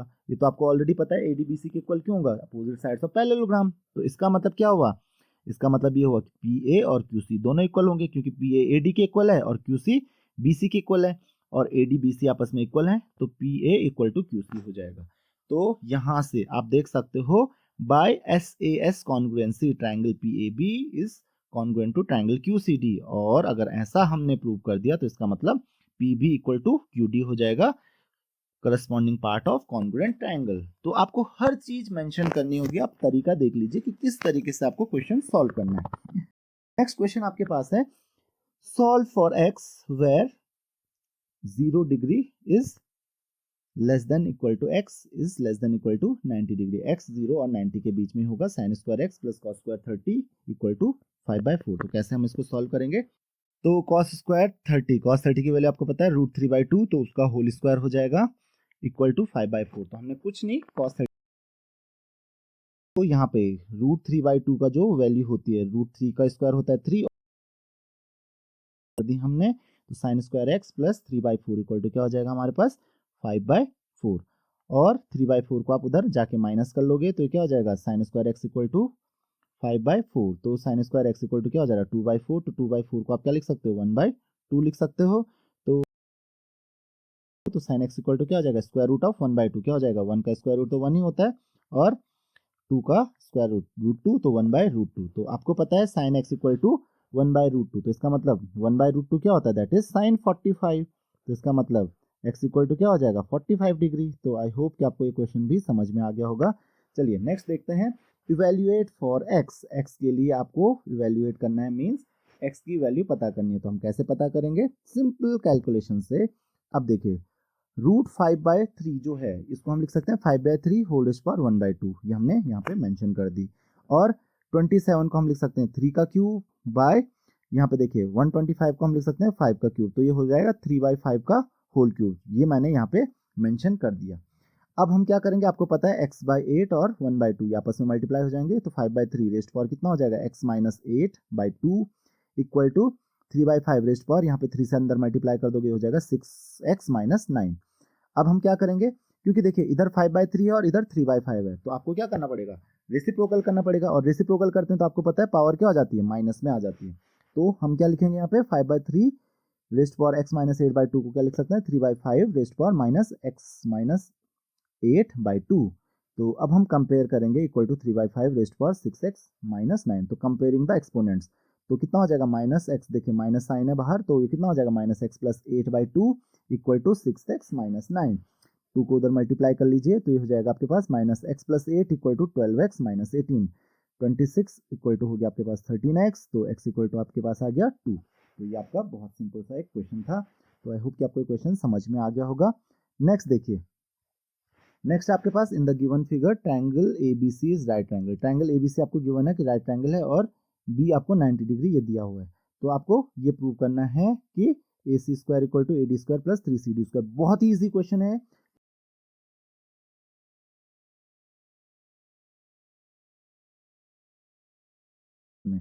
तो आपको गिवन है angle B equal to 90 degree, और साथ में गिवन है कि D is the mid point of BC। तो इसका मतलब BD और CD दोनों इक्वल हो जाएंगे। और प्रूव क्या करना आपको, AC square equal to AD square plus 3CD square. तो देखिए BC equal to CD obviously होगा क्योंकि D मिड पॉइंट है, और AD स्क्वायर जो होगा वो AB square plus BD square हो जाएगा। AB square plus BD square क्यों होगा, क्योंकि पाइथागोरस थ्योरम है, तो जो हाइपोटेन्यूस है इसका स्क्वायर क्या होता है, बाकी की दो साइड्स के स्क्वायर के सम के इक्वल होता है। तो ये आपका हो गई इक्वेशन 1। अब हम क्या करेंगे, देखिए अब हम क्या करेंगे, ये आपके पास इक्वेशन 1 हो गई। अब हम इसमें क्या करेंगे, देखिए AC स्क्वायर की वैल्यू पुट करेंगे, तो AC square equal to same Pythagoras theorem apply करेंगे, तो AB square plus BC square, और BC इक्वल टू कितना हो जाएगा 2DC, तो 2CD रख दिया हमने, BC की वैल्यू, तो AC स्क्वायर इक्वल टू क्या हो जाएगा AB स्क्वायर प्लस जो 2CD का होल स्क्वायर, और यहाँ पे देखिए BD की जगह हम CD रख सकते हैं क्योंकि BD और CD इक्वल है। तो ये इक्वेशन 1 है, और ये इक्वेशन हमारे पास 2 आ गई कि AC square equal to AB square plus 4CD square. और अब हमको कुछ नहीं करना है, इक्वेशन 1 को माइनस करना है इक्वेशन 2 से, तो माइनस करेंगे तो AB स्क्वायर से AB स्क्वायर कैंसिल हो जाएगा, तो बचेगा क्या, देखिए AC square minus AD square equal to देखिए 4CD square minus CD square कितना हुआ 3cd² और AC² equal to AD² plus 3cd², जो हमको प्रूव करना है, तो हेंस प्रूव्ड। नेक्स्ट क्वेश्चन देखते हैं हम, क्वेश्चन नंबर 8। ये क्या कहता है, in given figure angle CPD equal to angle BPD। तो एंगल CPD ये गिवन है आपको और BPD दोनों इक्वल हैं, and AD is the bisector of BAC। तो AD क्या है, बाइसेक्टर है, इसका मतलब ये दोनों एंगल भी क्या होंगे, आपस में इक्वल होंगे। तो आपको प्रूव करना है triangle BAP is congruent to triangle CAP। बहुत ही आसान क्वेश्चन है, तो चलिए सॉल्व करते हैं इसको। देखिए गिवन, पहले डेटा लिख लीजिए कि एंगल CPD ये गिवन है इक्वल टू एंगल BPD। उसके अलावा गिवन क्या है कि AD is the bisector of angle BAC, इसका मतलब एंगल, ये दोनों एंगल भी इक्वल हो जाएंगे। तो प्रूव क्या करना है हमको, ट्रायंगल BAP जो है is congruent to triangle CAP। तो देखते हैं, angle BAP equal to angle CAP हो जाएगा, क्यों, क्योंकि बाइसेक्टर है, जैसे कि मैंने अभी आपको बताया। Then AP equal to AP है, वो कॉमन साइड है हमारे पास, और एंगल CPD इक्वल टू हो जाएगा एंगल BPD, क्यों, क्योंकि ये भी हमको गिवन है। तो एंगल CPD को आप लिख सकते हो 180, ये पूरा 180 हो जाएगा, तो 180 माइनस एंगल APC, और उसी तरीके से BPD को आप इधर लिख सकते हो 180 माइनस एंगल APB। तो यहाँ से 180 दोनों साइड से आप कैंसिल कर लोगे, और माइनस माइनस साइन भी आप दोनों साइड से कैंसिल कर लोगे, तो यहाँ पे क्या मिलेगा, angle APC equal to angle APB। तो ये एंगल जो है आपस में वो भी इक्वल हो गए। तो इसका मतलब बाय ASA कॉन्ग्रुएंसी, बीच की साइड, ये साइड कॉमन है दोनों में, और ये एंगल इस एंगल के इक्वल है, और जो पहले से आपको पता है angle CAP equal to angle BAP है, तो इसका मतलब triangle BAP is congruent to triangle CAP। तो कॉन्ग्रुएंसी भी लिखनी है, कौन सी कॉन्ग्रुएंसी आई यहाँ पे, ASA। नेक्स्ट क्वेश्चन हम ट्राई करते हैं। Mister Mohan has ₹256 in the form of ₹1 and 2 coins. If the number of 2 rupees coins are 3 more than the twice of the number of ₹1 coins, find the total values of ₹2 coins। तो आपको total value पता करनी है ₹2 coins की। तो यहाँ पे मान लेते हैं, let the number of 1 rupee coin be X and number of 2 rupees coin be Y। तो सबसे पहले आपको ये एज्यूम करना होगा कि हमारे पास X कॉइन जो है वो 1 रुपए के हैं और Y कॉइन्स 20 रुपए के हैं। अब आपको देखिए गिवन क्या है, the number of 2 rupees coin, मतलब Y जो है that is equal to 3 more than twice the number of 1 rupees coin। 1 rupees coin कितने, X है, तो twice the number of X मतलब 2X, उससे भी 3 ज्यादा, दैट इज 2X प्लस 3। तो इक्वेशन क्या बनेगी, Y equal to 2X plus 3, that is equation 1। Second equation कैसे बनेगी, टोटल वैल्यू से 256 रुपीज वैल्यू है, तो X 1 रुपी के कॉइन है, तो कितने पैसे हो जाएंगे हमारे पास, वहां से कितने रुपए हो जाएंगे, X रुपीज वहां से हो जाएंगे, क्योंकि X इंटू 1, और 2 रुपी के हमारे पास कॉइन्स है Y, तो टोटल कितने रुपीज हो जाएंगे वहां से 2Y। तो X प्लस 2Y जो होगा टोटल रुपी कितने हो जाएंगे, दैट इज इक्वल टू 256। ये दो इक्वेशंस हमारे पास बन जाएंगी, और आपको पता है एक बार दो इक्वेशंस बन गई तो उनको सॉल्व करना बहुत ही इजी होता है। तो हम क्या करेंगे, substituting the value of Y from 1 in 2। Y की जो वैल्यू है वो इक्वेशन 1 से 2 में पुट कर लीजिए, तो X तो एज इट इज रहेगा in plus 2 into Y, Y की जगह पे क्या लिखना है 2x प्लस 3। अब आप इसको सॉल्व करेंगे तो ये हो जाएगा x प्लस 4x प्लस 6, 2 को अंदर मल्टीप्लाई करके, और ये हो जाएगा 5x इक्वल टू 6 को उधर माइनस कर लीजिए आप, 250, x इक्वल टू हो गया आपके पास 50। तो 1 रुपी के आपके पास कितने कॉइन्स है, 50 कॉइन्स है। Putting the value of x in equation 1, अब x की वैल्यू इक्वेशन 1 में पुट कीजिए, ये आपके पास इक्वेशन 1 आ गई। तो यहाँ पे y इक्वल टू कितना हो जाएगा 2 into 50 plus 3 that is equal to 103। तो y की वैल्यू आ गई 303। लेकिन क्वेश्चन आप ध्यान से पढ़िए, फाइंड द टोटल वैल्यू, मतलब कितने 103 तो आपके पास कॉइन्स हैं, उनकी वैल्यू क्या होगी, क्योंकि 2 रुपए के कॉइन्स हैं तो 2 इंटू 103 उनकी वैल्यू हो जाएगी, दैट इज 206 रुपीज उनकी वैल्यू। तो आई होप कि आपको ये समझ में आ गया होगा।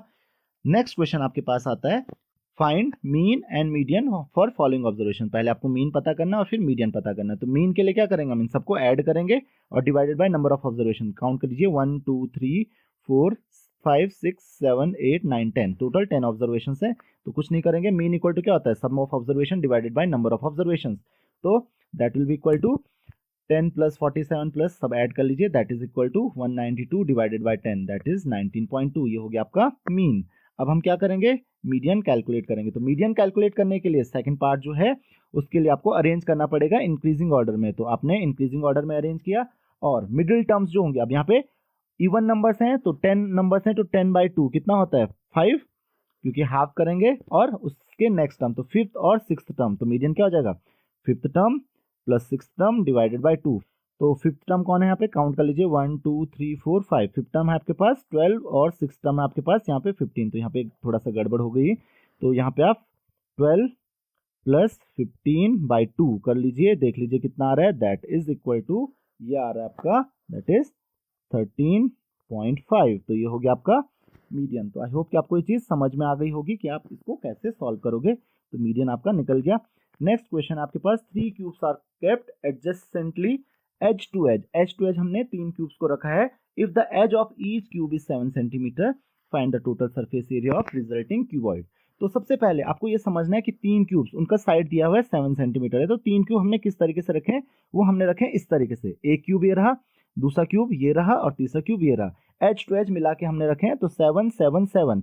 तो जो इसकी लेंथ हो जाएगी, देखिए लेंथ टोटल कितनी हो जाएगी, 7 + 7 + 7 that is equal to 21 centimetre.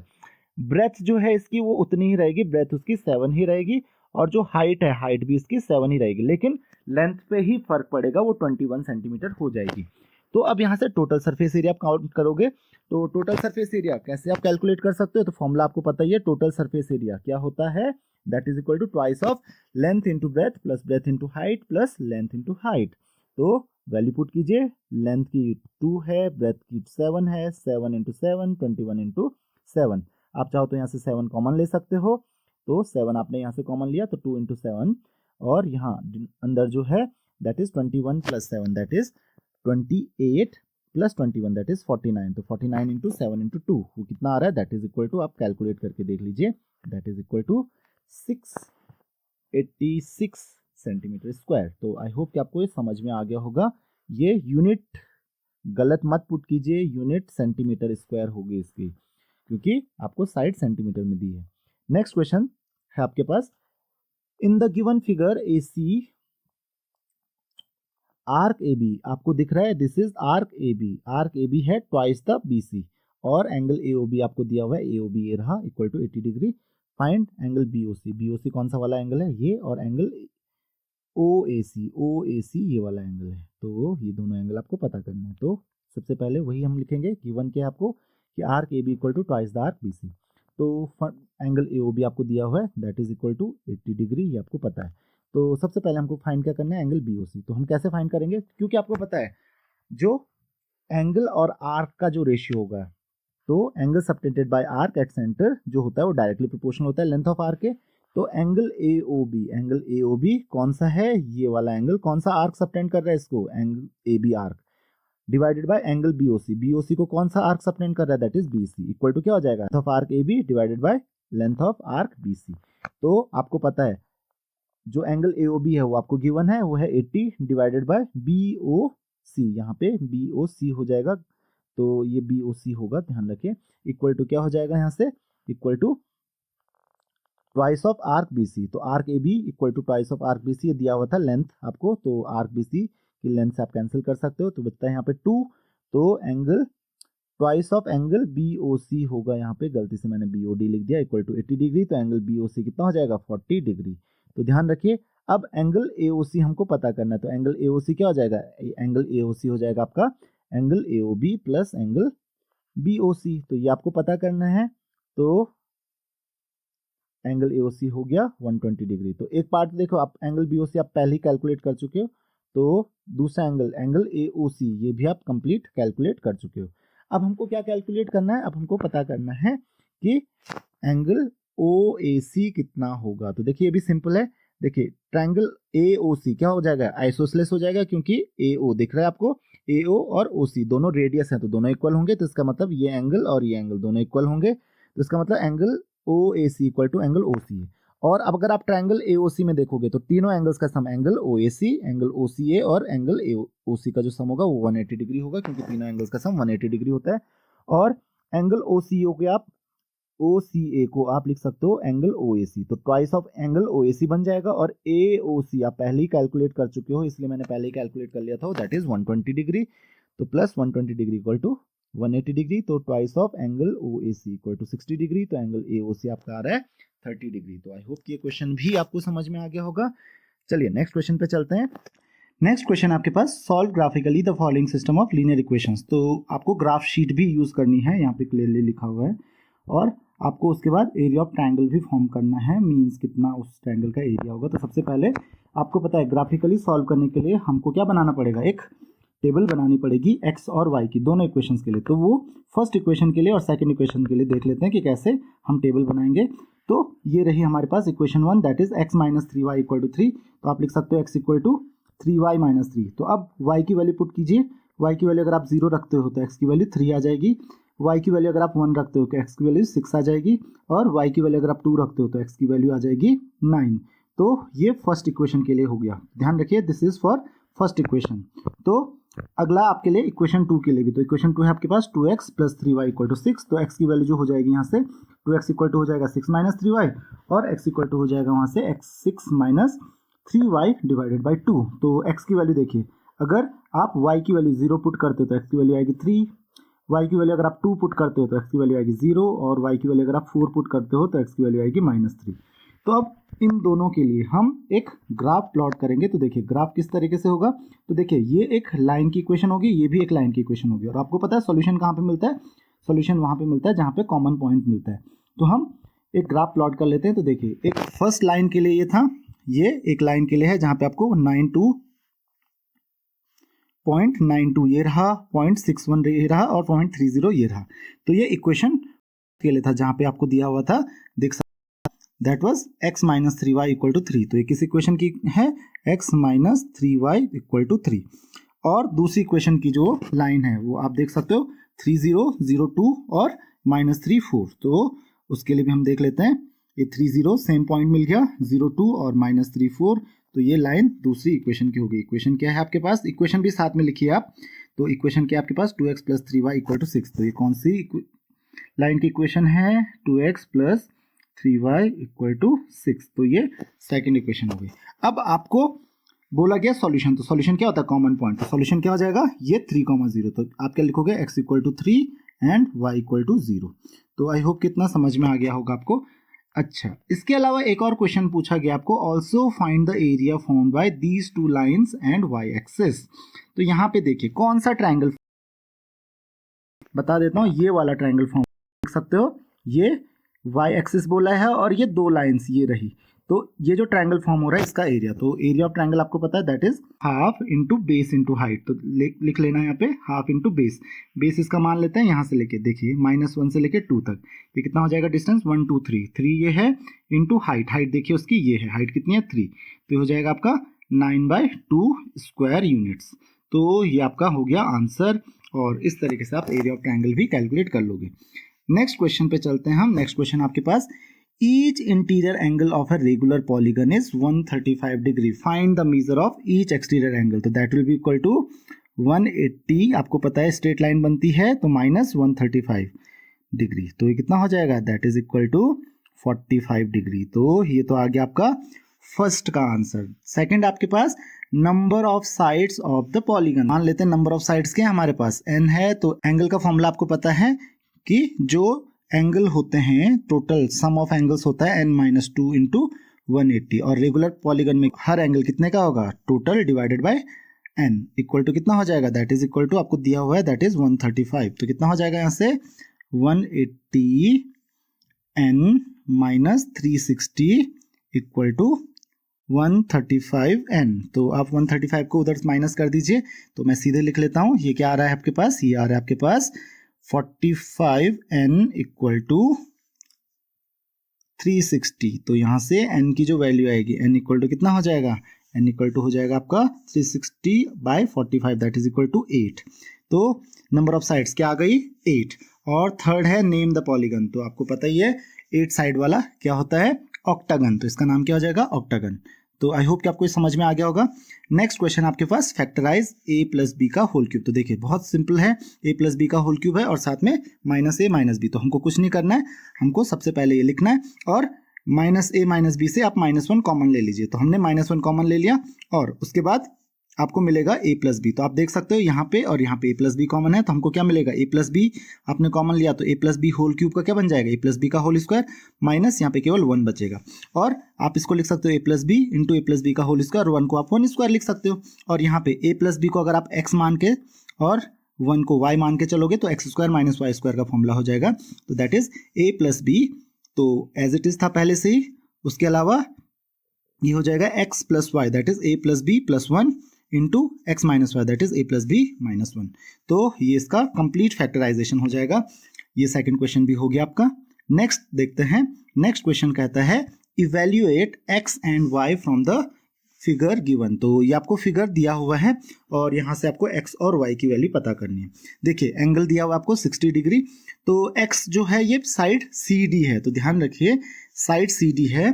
तो यहाँ पे हम ट्रिग्नोमेट्रिक फॉर्मूला का यूज करेंगे। तो आपको पता है ये साइड है, एडजेसेंट साइड है, और ये क्या हो गया आपके, ये हो गया आपके हाइपोटेन्यूज। तो एडजेसेंट और हाइपोटेन्यूज, क्योंकि आपको x कैलकुलेट करना है और आपको AC पता है, हाइपोटेन्यूज पता है, तो आपको पता है दैट इज cos 60। तो हम cos 60 का यूज करेंगे। तो cos 60 यहाँ पे ध्यान दीजिए, cos 60 इक्वल टू क्या हो जाएगा, यहाँ पे देख सकते हो आप cos 60, या आप लिख सकते हो cos C, ये C एंगल है, तो cos C इक्वल टू क्या हो जाएगा, that is CD divided by AC। तो आप देख सकते हो यही हमको लिखना है, cos C की वैल्यू कितनी है 60 डिग्री इक्वल टू CD जो है वो x है और AC की वैल्यू 10 दे रखी है आपको।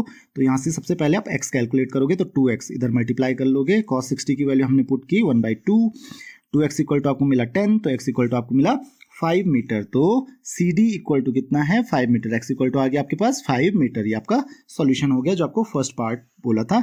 और y को भी आपको कैलकुलेट करना है। तो y यहाँ पे देखिए ये दे रखा है आपको, x की वैल्यू आपको ऑलरेडी पता चल चुकी है और आपको ये साइड पता है। तो आप देख सकते हो y के अपोजिट में है, तो साइन b वाला फॉर्मूला लगाएंगे। साइन b इक्वल टू क्या होता है, opposite side that is CD divided by BC, जो कि आपको पता है। तो साइन y, क्योंकि b इक्वल टू वाई दे रखा है, तो that is equal to CD आपने अभी कैलकुलेट किया था 5 डिवाइडेड बाई 5√2। 5 से आप 5 कैंसिल कर सकते हो, तो ये हो जाएगा साइन y इक्वल टू 1/√2। तो आपको पता है 1/√2, 1/√2 कितना होता है, साइन 45 डिग्री। तो साइन y इक्वल टू अगर साइन 45 डिग्री होगा तो इसका मतलब y इक्वल टू क्या हो गया 45 डिग्री। तो ये क्वेश्चन भी आपका हो गया सॉल्व। नेक्स्ट क्वेश्चन पे चलते हैं हम। क्वेश्चन नंबर 11 का फर्स्ट पार्ट ये कहता है कि ट्राइंगल ABC जो है वो एक आइसोसेलेस ट्राइंगल है और AB इक्वल टू AC। तो D एक पॉइंट है AB पे such that BC equal to CD। तो आपको एंगल BAC गिवन है, आपको DCA फाइंड करना है। तो सबसे पहले आपको इसका फिगर बनाना पड़ेगा। तो फिगर कैसे बनेगा इसका, तो ये रहा इसका फिगर। तो यहाँ पे आप देख सकते हो, यहाँ पे सबसे पहले ट्राइंगल ABC बनाना है और यहाँ पे AB इक्वल टू क्या है आपके पास AC है। सबसे पहली चीज़ ये ध्यान रखना कि AB इक्वल टू क्या है हमारे पास AC है। देन उसके अलावा और क्या दिया हुआ है आपको, और दिया हुआ है कि जो पॉइंट D है वो इस तरीके से कि BC इक्वल टू CD हो जाता है। BC इक्वल टू कौन सा है ये, तो BC इक्वल टू CD हो जाएगा। इसका आपको, तो इसका आपको क्या फाइंड करना है, एंगल DCA। कौन सा एंगल है DCA, ये वाला है, छोटा सा एंगल आपको जो दिख रहा है, तो ये एंगल आपको फाइंड करना है। तो आप कैसे फाइंड करेंगे, तो आपको पता है ट्राइंगल ABC आइसोसेलेस ट्राइंगल है। तो यहाँ पे देखिए एंगल A आपको गिवन है, तो हम लिखेंगे angle ABC plus angle ACB plus angle BAC equal to 180 degree. ये कॉमन प्रॉपर्टी है ट्राइंगल्स की, आप ऑलरेडी पढ़ चुके हो। देन उसके बाद हमारे पास क्या आता है, उसके बाद आता है हमारे पास जो वैल्यू है, क्योंकि आपको पता है एंगल ABC और एंगल ACB दोनों बराबर हैं, तो दोनों को आप एंगल ABC लिख सकते हो। ध्यान रखिए इस चीज़ का कि एंगल ABC और एंगल ACB को आप बराबर लिख सकते हो, क्योंकि आइसोसेलेस ट्रायंगल है। तो इसको हम लिख सकते हैं 2 एंगल ABC प्लस जो एंगल BAC की वैल्यू है वो 28 डिग्री है, इक्वल टू हो जाएगा आपके पास 180 डिग्री। और इसके बाद बहुत सिंपल हो गया क्वेश्चन। अब हमको क्या करना है, twice of angle ABC equal to 28 को उधर माइनस कर दीजिए, हो जाएगा 152, और एंगल ABC मिल गया आपको 76 डिग्री। और एंगल ABC मिल गया तो एंगल ACB भी मिल गया, ये भी बराबर ही है उसके, वो भी कितना हो जाएगा 76 डिग्री। लेकिन आपको फाइंड क्या करना है, एंगल DCA। अब देखिए in triangle BCD, triangle BCD में आप देख सकते हो कहाँ है ट्रायंगल BCD हमारे पास, ये रहा हमारे पास ट्रायंगल BCD। तो ये रहा B, ये रहा C और ये रहा D। तो इसमें भी देखिए आपको गिवन है कि BC और CD दोनों बराबर है, तो इसका मतलब एंगल जो B होगा ये एंगल D के इक्वल होगा।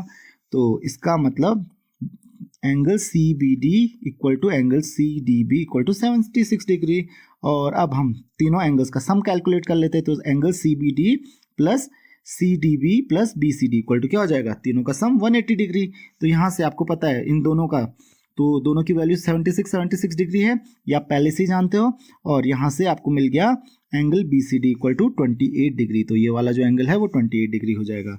और अब आपके लिए टोटल एंगल आपको पता है कि एंगल DCA की जो वैल्यू होगी वो टोटल एंगल ACB में से आप BCD को माइनस कर दीजिए, तो आपको मिल जाएगा 76 माइनस 28 डिग्री। तो ये आ रहा है आपका 48 डिग्री। तो ये एंगल कितना हो जाएगा आपका 48 डिग्री इज योर आंसर। तो आई होप कि आपको ये समझ में आ गया होगा। नेक्स्ट क्वेश्चन है आपके पास, prove that opposite angles of parallelogram are equal. तो आपको सबसे पहले बनाना पड़ेगा एक पैरेललोग्राम। तो पैरेललोग्राम बनाइए आप। तो सबसे पहले आप एक पैरेललोग्राम बनाइए ABCD, और गिवन आपको है कि ABCD क्या है, पैरेललोग्राम है। और आपको क्या प्रूव करना है, angle BAD equal to angle BCD। BAD कौन सा एंगल है, ये वाला, इसके इक्वल होगा, आपको ये प्रूव करना है। और साथ में आपको क्या प्रूव करना है, साथ में आपको प्रूव करना है कि angle ABC equal to angle CD है। अपोजिट एंगल्स तो ये भी हैं, तो ये इसके इक्वल आपको प्रूव करना है। तो देखिए बहुत ही सिंपल इसको प्रूव करना है। आपको ये पता चल गया कि आपको प्रूव क्या करना है। अब हम देख लेते हैं कि कैसे प्रूव करेंगे। तो सबसे पहले हम गिवन डेटा लिखेंगे कि हमको गिवन क्या क्या है। तो हमारे पास गिवन क्या क्या है, वही है सिर्फ कि ABCD क्या है, पैरेललोग्राम है। इसका मतलब क्या होगा, AD is parallel to BC, तो ये मैंने आपको शो किया है, और AB is parallel to DC। तो ये आपको पता ही है AD और BC पैरेलल होंगे। तो यहाँ से देखिए एंगल BAD जो होगा आपके पास, एंगल BAD कौन सा वाला एंगल है, ये वाला एंगल BAD किसके इक्वल होगा, एंगल PBC। हम यहाँ पे इसको एक्सटेंड करके P और यहाँ पे एक्सटेंड करके Q ड्रॉ कर लेते हैं। तो ये एंगल और ये एंगल इक्वल होंगे, क्यों, करस्पॉन्डिंग एंगल्स, क्योंकि AD और BC पैरेलल हैं। तो अगर एक ट्रांसवर्सल लाइन जाती है तो एक लाइन उसको क्या करती है, दो एंगल जो होते हैं करस्पॉन्डिंग एंगल्स जिसको आप कहते हैं, दोनों इक्वल होते हैं। तो ये आपको ऑलरेडी पता है। उसी तरीके से एंगल PBC जो होगा आपके पास, PBC मतलब ये वाला जो एंगल है वो किसके इक्वल होगा, एंगल BCD के इक्वल, यानी कि इसके इक्वल। और यही हमको चाहिए था। तो ये क्यों होगा, क्योंकि ये अल्टरनेट एंगल्स हैं। अल्टरनेट एंगल्स क्यों हैं, क्योंकि AB और CD भी तो पैरेलल हैं। तो BC क्या है, एक लाइन जा रही है, तो ये दोनों क्या हो गए, फिर अल्टरनेट एंगल्स हो गए। तो इनकी हेल्प से, क्योंकि ये वाला जो एंगल है वो इसके इक्वल है और ये वाला एंगल इसके इक्वल है, तो इन दोनों इक्वेशन से आप देख सकते हो आपको क्या मिल जाएगा, एंगल BAD जो है वो किसके इक्वल हो गया, एंगल BCD के इक्वल। तो ये एंगल तो प्रूव हो गए इक्वल। अब उसी तरीके से आप बाकी के जो दो एंगल्स हैं उनको भी इक्वल प्रूव कर सकते हो। कौन कौन सा, angle ABC equal to angle BCQ हो जाएगा। अब एंगल ABC कौन सा है, ये वाला एंगल है एंगल ABC, ये BCQ के इक्वल हो जाएगा। अब क्यों हो जाएगा, क्योंकि ये अल्टरनेट एंगल्स हैं, आपको दिख ही रहा होगा अब। और उसी तरीके से angle BCQ equal to angle CDA हो जाएगा। BCQ ये वाला एंगल था जो हमने अभी ड्रॉ किया, वो CDA के इक्वल हो जाएगा। क्यों, क्योंकि ये करस्पॉन्डिंग एंगल्स हैं। और इन दोनों से आपको पता चल रहा है, क्योंकि ये वाला एंगल इसके इक्वल है और ये वाला जो एंगल है वो इसके इक्वल है, तो इसका मतलब एंगल ABC इक्वल टू क्या हो जाएगा, एंगल CDA। तो यही चीज़ हमको प्रूव करनी थी, हैंस प्रूव्ड, आपका क्वेश्चन सॉल्व्ड। और अब आ जाते हैं हम लास्ट क्वेश्चन पे। काफ़ी इजी सा क्वेश्चन है।